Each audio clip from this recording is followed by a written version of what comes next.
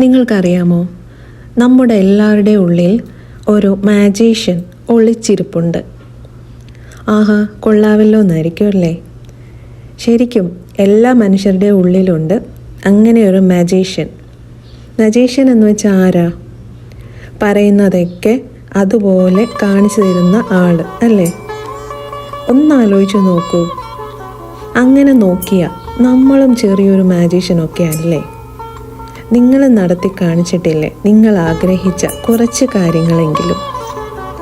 ആഗ്രഹിച്ച എന്തെങ്കിലുമൊക്കെ അറ്റ്ലീസ്റ്റ് നടത്തി കാണിക്കാത്ത അല്ലെങ്കിൽ അച്ചീവ് ചെയ്യാത്ത ആരും കാണത്തില്ല. 799 ലൈക്സ്, 799 ലൈക്സ് എന്ന് കാണുമ്പോൾ ഒരു ലൈക്ക് നിങ്ങളുടേതായിട്ടങ്ങ് കൊടുത്തേക്കുക. അപ്പോൾ അവർക്ക് 800 ലൈക്ക് ആയില്ലേ? അവിടെ നിങ്ങളൊരു മാജിക്കാണ് ചെയ്തത്. നിങ്ങളൊരു മാജീഷ്യനാകുകയാണ് ചെയ്തത് അവിടെ.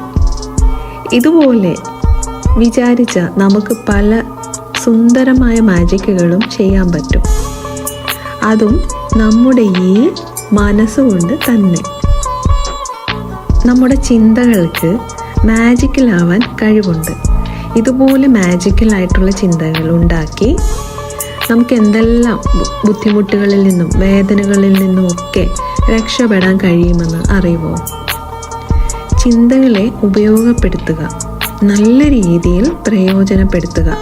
നിങ്ങളുടെ ചിന്തകൾ എന്ന് പറയുന്നത് നിങ്ങളുടേത് മാത്രമാണ്. ചിന്തകൾ കൊണ്ട് നിങ്ങൾക്ക് സ്വർഗം രചിക്കാം, സെയിം ടൈം നരകവും രചിക്കാം. കഴിവതും മാജിക്കലായിട്ടുള്ള, ആയാസരഹിതമായിട്ടുള്ള, സന്തോഷമേറിയ ചിന്തകൾ വളർത്തുക. നമുക്ക് സ്വർഗത്തിലേക്ക് പോകാൻ കഴിയില്ല. വിചാരിച്ചാൽ ചിലപ്പോൾ കഴിയും കേട്ടോ, അതും കഴിയും.